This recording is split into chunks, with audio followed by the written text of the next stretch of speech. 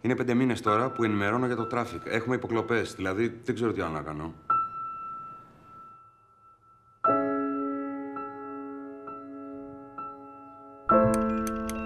Κάποιος έχει στήσει αυτή στο δίκτυο. Πρώτη φορά είναι, ρε φίλε. Κοίτα εδώ τώρα.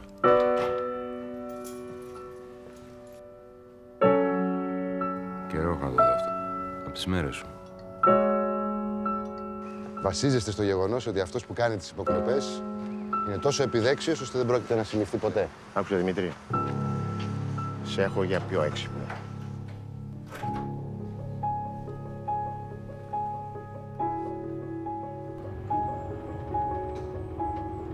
Εγώ τελείωσα, φιλέ. Η δουλειά μου εδώ ήτανε.